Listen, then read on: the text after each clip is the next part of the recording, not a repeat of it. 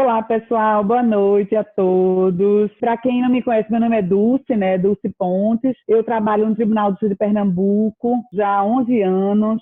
Faz 3 anos que eu trabalho com recurso excepcional, né? Estamos aqui hoje, eu e Ive, na nossa primeira quarta excepcional. É uma alegria enorme estar aqui. Quero compartilhar um pouco com vocês. A gente quer compartilhar um pouco como foi que surgiu esse projeto, né, Ive? A gente se encontrou num evento do Elas Debatem.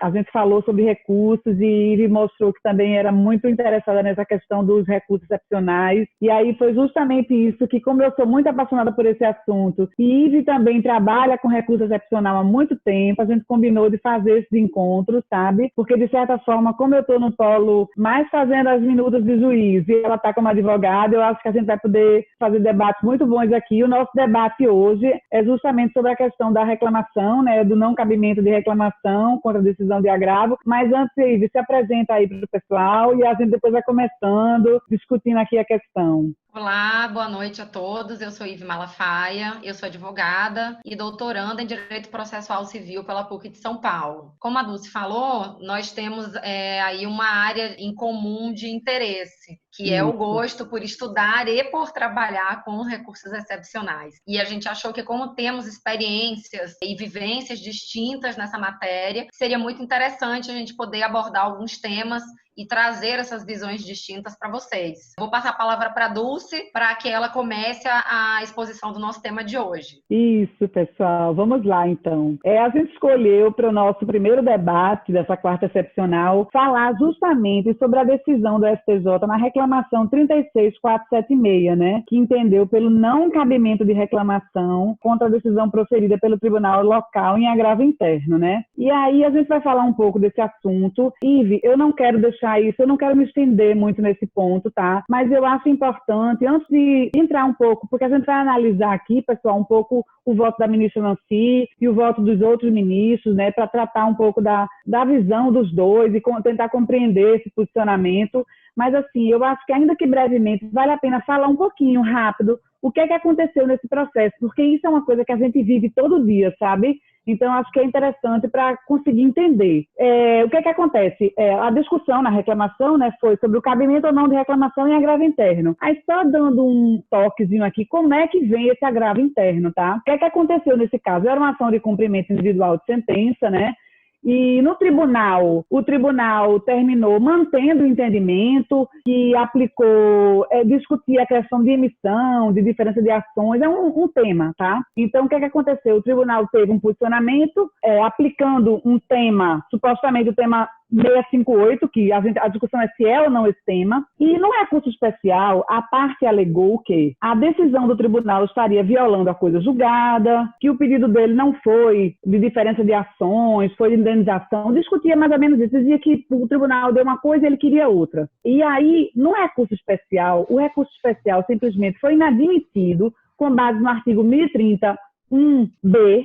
Por quê? Porque se aplicou uma temática do 658. Essa decisão, quando o recurso especial chega na segunda vista ou na primeira vista, dependendo do caso, se aplica uma temática, o que é que acontece? Cabe agravo interno. Decisão do tribunal que aplica a temática com base no 1030-1B, cabe agravo interno, que foi o que coube, agravo interno. Para discutir o quê? É tema ou não é? Essa é a discussão do tema, do agravo interno. Eu aplico ou não essa temática ou não? Ok, então a discussão naquele recurso especial era: o caso é de tema 658 ou não é tema 658? Eu falei um pouco isso, gente, para entender um pouco por que a ministra Nancy terminou achando que esse não era uma função do STJ. Eu quero só que vocês tenham uma ideia do que acontece, tá? Muitas vezes, quando esse recurso especial chega para a gente fazer o primeiro juízo de admissibilidade, isso eu quero alertar aqui, não é fácil encaixar a temática, não. É muito difícil. Por quê? Porque muitas vezes o acórdão que vem da Câmara, ele não foi embargado, a questão fática não está precisa. Por isso até que eu abro um parênteses aqui para dizer que se o seu acórdão não tiver bem delineado, se você não conseguir entender exatamente o que é, embargue. Embargue, porque o seu acórdão tem que chegar no recurso especial pronto. Mas eu quero só passar para você essa dificuldade que a gente vive todo dia. A gente pega um acórdão e faz: meu Deus, o que é isso? Isso é tema ou isso não é tema? Isso acontece. Muitas vezes a matéria não está devidamente pré-questionada, que aí eu também digo, tem que provocar o pré-questionamento sempre, certo? E fora isso, que isso aí eu diria assim, que é uma problemática também da parte, que não deixou um acórdão bem amarrado. Por outro lado, gente, muitas vezes o tema, e isso é um alerta até para os tribunais superiores, o tema não está bem definido. Por quê? Porque a lei é abstrata, mas o tema não. O tema, ele vem de uma situação concreta. Então, ele tem que estar definido, ele tem que dizer que caso é aquele, para a gente poder fazer o encaixe. Mas eu só quero alertar aqui que é um problema enorme isso, é uma dificuldade muito grande que a gente vive todo dia para fazer esse encaixe. Mas, ok, vamos lá para a decisão da ministra Nancy. Dessa decisão da segunda vice, do tribunal local, né, que aplicou uma temática supostamente de forma errada, ou seja, que fez esse encaixe errado, a parte entrou com a reclamação, alegando que o tribunal errou nesse encaixe. O que é que aconteceu, gente? A ministra Nancy, o voto que prevaleceu, né, foi que não caberia reclamação. Se você me perguntar, Dulce, o que é que você achou dessa decisão? Eu não posso eu tenho que ser honesta em dizer que eu acho impossível o STJ pegar para ele essa função de fazer o encaixe. Eu não posso dizer diferente, porque isso é o que eu vivo todo dia, tá entendendo? Então, eu concordo com o primeiro fundamento da ministra Nancy de que esse não seria uma função do STJ, porque se for, vai chover reclamação, porque é muito difícil fazer esse encaixe. Mas, ok, isso não seria um fundamento suficiente para a gente tirar um direito da parte, né? Então, o que é que aconteceu? Eu realmente tenho que alertar aqui que eu acho difícil, porque muitas vezes os acórdãos não vêm preparados, e por isso também que eu pego muito nessa tecla que os processos têm que ser trabalhados no tribunal local para deixar ele pronto, sem dúvidas, para subir para o recurso especial. Mas quais foram os fundamentos da ministra para essa questão? Primeiro, a questão do artigo 988. Né? De fato, o artigo 988, quando ele elenca as hipóteses de cabimento da reclamação, a gente sabe que não consta mais reclamação para garantir a observância de decisão proferida em julgamento de repetitivo. Então, ela alega que o artigo não tem essa previsão mais. Aí, ok. Aí, outro argumento. Aí, ela também argumenta que ela faz um estudo histórico na reclamação. Para que surgiu a reclamação?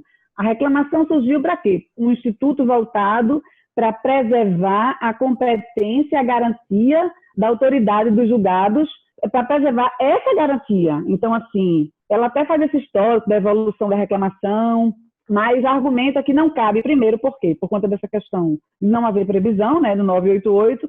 Aí fala a questão também, de fato, o 988 em cima, ele não prevê.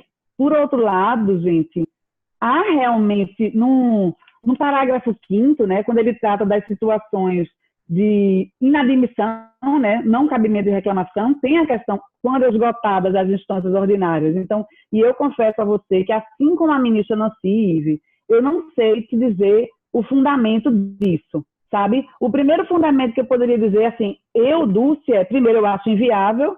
Segundo, realmente o CAP não tem essa previsão no CAP, por outro lado, tem lá no parágrafo 5º, que é um argumento forte, certo? Essa questão também, um argumento que foi usado no voto, foi a questão da natureza, a reclamação, ela é uma ação de natureza constitucional. Então, também foi um argumento que eu entendo, eu considero assim, relevante, mas não consigo explicar para você a questão do CAPT.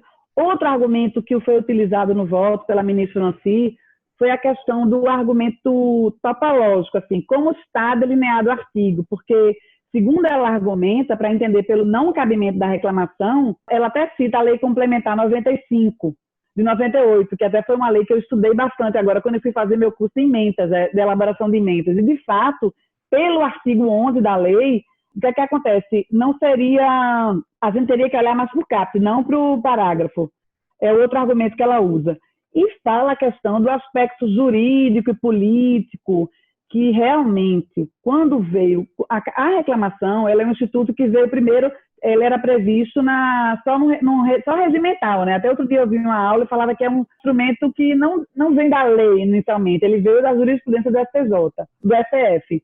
Depois ele foi consagrado na Constituição, tanto para o STF como para o STJ. Mas, de fato, se você for analisar o histórico da reclamação, em um determinado momento, havia uma preocupação muito grande. Em outra situação, o STF já afastou a reclamação numa hipótese parecida com essa que a gente vive hoje.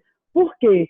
porque tornaria inviável a função, até a razão que levou à criação do repetitivo. Porque, veja só, Ive, imagina se a gente tem hoje, tem a questão dos repetitivos, né? Mas se toda vez o STJ tiver que ficar analisando isso encaixa, isso não encaixa. Então, assim, o que eu estou falando aqui, eu falo para vocês, pessoal, é que da minha prática e pelo que eu vi dos argumentos, eu compreendo isso, eu compreendo esse raciocínio. O que eu não compreendo, realmente, eu acho que é muito forte, você tirar um suposto direito da parte, é a questão do parágrafo consagrar, e a gente tem que observar a lei sempre. Mas aí eu estou passando um pouco da argumentação que eu vi, que eu li, que eu compreendo. Essa questão do aspecto jurídico-político, que realmente o STF, quando veio o CPC novo, ele tinha uma preocupação muito grande com os impactos desse CPC na própria dinâmica do Tribunal Superior. Foi justamente por isso que a reforma da Lei 13.256 fez essa alteração. Então, a gente não pode ignorar isso, a gente não pode ignorar o que acontecia na época, sabe? E eu tenho a impressão, e aí você pode me dizer até por que é que você acha que a rescisória não funcionaria, e eu tenho a impressão que quando a decisão falou a questão do cabimento da rescisória, ao invés da reclamação, eu tenho a impressão que a rescisória seria mais viável, Ive. O que é que você acha disso? Assim? Fala um pouco sua opinião também, para a gente poder fazer aqui uma discussão. E você entendeu assim, o que eu tentei passar dos argumentos dela? Ficou claro? Ficou muito claro. Apesar de que eu não consigo concordar com nenhum Eu deles. entendo. Mas é isso que vai tornar nosso debate legal, eu acho. Exatamente. Eu queria colocar como um primeiro argumento contra esse entendimento do não cabimento da reclamação, na verdade, um argumento que não está nem no voto vencido do ministro Og Fernandes. Apresentaram votos. O ministro Og, o ministro Herman Benjamin, e o voto do ministro Og Fernandes, de fato, foi o voto que conduziu aí a divergência. Foi maravilhoso. Um argumento que não está lá, mas que eu acho que é o argumento preponderante, na verdade, uma questão de natureza constitucional, Dulce. Por quê? A Constituição, nos artigos 102, inciso 3º, 105, inciso 3º, trazem as hipóteses de cabimento dos recursos excepcionais, que restaram flagrantemente mitigadas com a Lei 13.256 de 2015. Porque o que essa lei fez no final das contas? A pretexto de tão somente retomar um duplo juízo de admissibilidade dos recursos excepcionais, porque, para quem não sabe, a redação original do CPC 15 tinha suprimido todos os duplos juízos de admissibilidade, tanto que a apelação, inclusive, ainda continua assim. E os recursos excepcionais não tinham mais esse duplo juízo. O recurso era interposto ainda aqui no tribunal de origem, mas remetido diretamente para o Tribunal Superior fazer, enfim, a sua admissibilidade, o julgamento de mérito, sendo o caso. Essa lei devolveu o duplo juízo de admissibilidade, mas fez muito mais, e, na minha opinião, muito pior. Ela criou aí uma hipótese na qual esse recurso especial, esse recurso extraordinário, ficaria retido.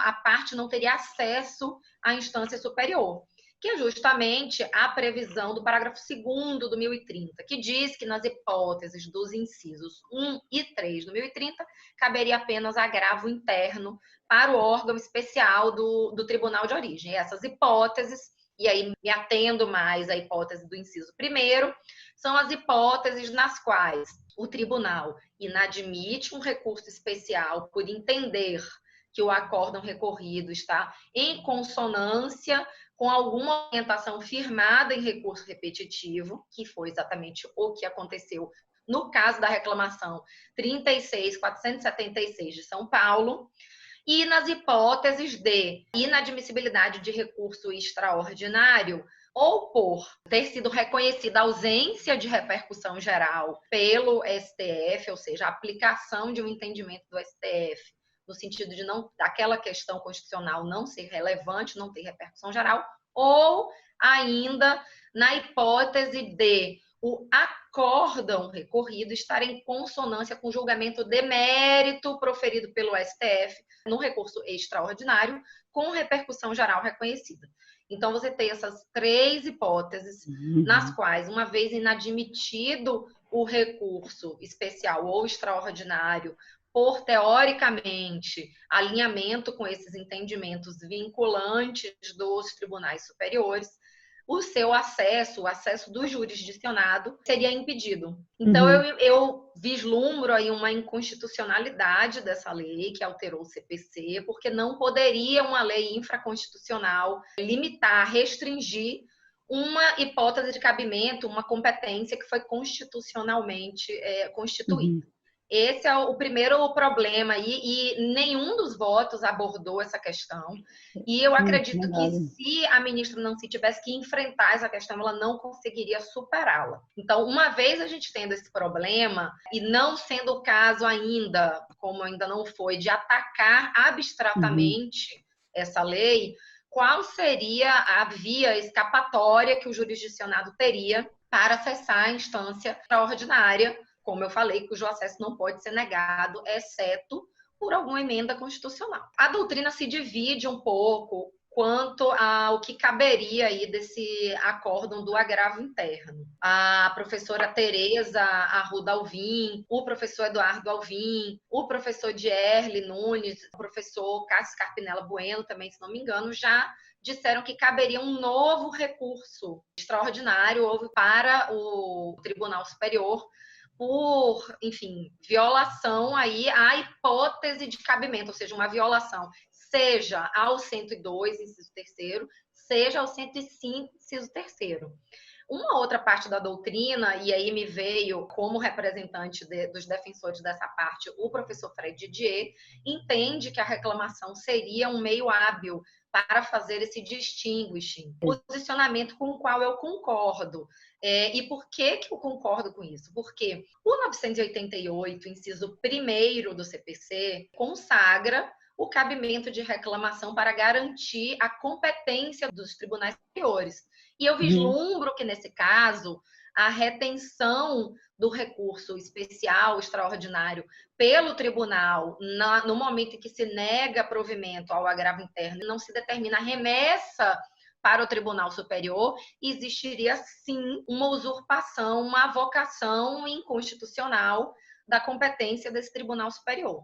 Então, vislumbro aí, sim, o cabimento com este fundamento legal. Este fundamento, no meu entender, também não foi muito bem enfrentado no voto que prevaleceu no julgamento desta reclamação, mas esse seria o fundamento de cabimento da reclamação nessa hipótese. E para fechar o meu raciocínio, eu acho que também seria importante pontuar, Dulce, que o nosso sistema aí de decisões vinculantes previsto no 927 do CPC, ele seria totalmente disfuncional se você retirasse do tribunal que cria ou que fixa, enfim, não querendo entrar aí no particular se a jurisprudência cria direito ou se ela interpreta a norma que o texto que está posto, mas seria disfuncional o sistema que retirasse do Tribunal Superior a capacidade de dar a última palavra. Então, de acordo com a redação atual do 1030, o que a gente tem um cenário que, na minha opinião, também peca por inconstitucionalidade. Nós temos o seguinte cenário: o Poder Judiciário dá uma interpretação a uma determinada norma com caráter geral e abstrato e se desgarra totalmente dessa interpretação. E joga essa interpretação para que os tribunais ordinários façam a interpretação da interpretação. Isso, para mim, se assemelha muito a uma atividade legislativa, porque, no final das contas, o que o órgão legislativo, o que o poder legislativo faz? Cria uma norma geral e abstrata e deixa para o Poder Judiciário a interpretação dessa norma. O que a gente tem, a decisão vinculante, a tese vinculante, ela tem caráter normativo. E isso é, de certa forma, para o bem ou para o mal, para quem gosta, para quem não gosta, é uníssono essa premissa. Ela tem natureza normativa. Então, se o tribunal que cria e fixa essa tese vinculante dela se desgarra para sempre, você perde um pouco da natureza jurisdicional da atividade de aplicação dessa decisão vinculante. Me parece muito mais uma atividade de aplicação por subsunção, como acontece com a lei. E aí eu vislumbro um desequilíbrio entre a separação de poderes. Então, por todas essas razões, eu acredito que o entendimento que prevaleceu no STJ não foi o entendimento mais acertado.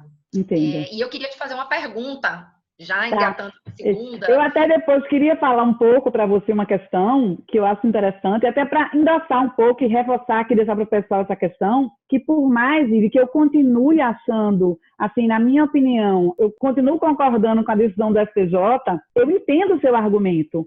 Inclusive, eu já vi acontecer, por exemplo, eu vou te falar um exemplo do tema 166. Então, por isso que eu acho importante falar isso aqui, porque os temas, as teses, precisam ser mais delimitadas. Porque, você veja, o tema 166, eu já vi caso do tribunal local não aplicar o tema 166. Se você for ver o tema fixado, aquele tema, ele decorreu de é a questão da substituição da CDA. Ele decorreu do IPTU, mas a gente não sabe se aquela tese ela se aplica só a IPTU ou se não é. Então, já aconteceu que, inclusive, isso é um erro. Muitas vezes o tribunal o recurso sobe, o tribunal devolve, apontando um tema, porque eles têm um sistema de inteligência artificial lá que aponta um tema. Quando volta, a gente não consegue encaixar, porque não cabe o tema. Então, esse 166 foi um caso. Então, eu entendo, porque realmente, de certa forma, é como se ele se desgarrasse, faz assim, não, eu dou a norma, mas você que interpreta. Por outro lado, eu queria endossar também aqui que a questão aí, muitas vezes, não é que o tribunal disse assim, eu não aceito essa norma não. Ele fez, não, a norma é isso mesmo, mas esse caso é outro. Então, assim, tem que ver quando é que o tribunal diz não estou descumprindo a norma, quando ele não está fazendo o encaixe, entendeu, Ive? Mas, assim, desculpe ter ele interrompido nisso, só porque eu queria botar essa observação, mas faça a sua pergunta, vá, a gente tem que trocar umas ideias. A sua observação foi excelente, Dulce. Eu acho que, de certa forma, evidencia que o problema existe sim. Existe. Que precisamos pensar numa solução adequada para ele. E, no meu entender, a solução mais adequada seria, a solução ideal, seria a declaração de inconstitucionalidade da lei 13.256 neste ponto. Uma segunda solução seria, sim, o cabimento de reclamação. Enfim, mas o que eu queria te perguntar é com relação à ação rescisória. Se eu não me engano, a ministra Nancy traz a ação rescisória, a hipótese de cabimento da rescisória prevista no 966, parágrafo 5º, como uma solução para essa questão do entrave, né, do embarreiramento dos recursos junto às cortes ordinárias. E eu queria fazer um contraponto, porque o próprio voto do ministro Og pontua que a hipótese de cabimento da rescisória ela não serviria para qualquer das hipóteses onde o distinguish precisaria ser feito, e sim naquelas em que não teria havido pronunciamento do tribunal ordinário sobre o distinguish. Então, aí sim, essa interpretação que ele faz, com a qual eu concordo, a rescisória do 966, parágrafo 5º, seria cabível. Se tivesse havido esse debate nas instâncias ordinárias, não caberia rescisória nesse particular. E um outro ponto que eu queria conversar com você é, assim, a reclamação, normalmente, em vários tribunais, você pode colocar a experiência aí do TJ de Pernambuco, as custas não são altas e a questão até do cabimento de honorários é controvertida. Então, tem muitos entendimentos no sentido que cabe, mas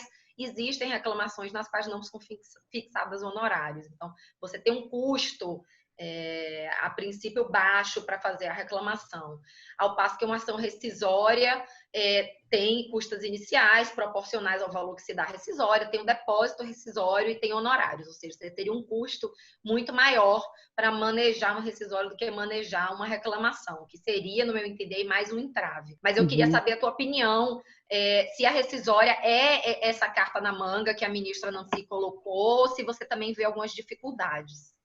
Ive, a pergunta é excelente. Né? Mais uma vez, eu tenho que dizer a você que realmente eu acho que há a gente lendo o artigo da rescisória, ele fala assim, deixa eu te ler, cabe rescisória com fundamento no inciso 5, né, que é violar manifestamente norma jurídica, contra a decisão baseada em enunciado de súmula ou acórdão proferido em julgamento de casos repetitivos, que não tenha considerado a existência de distinção. De fato, há uma falha aqui, porque é possível que ele tenha, justamente quando ele considera a distinção que acontece isso. Então, mais uma falha aqui. É porque realmente o que me toma É que eu acho tão impossível o STJ dar conta dessas reclamações que eu realmente, talvez eu trave por isso. Engraçado que eu até fiz uma postagem ontem no meu Instagram e eu coloquei algumas partes do julgamento que são da tese forte. E uma delas diz assim, olha, a aplicação em concreto do precedente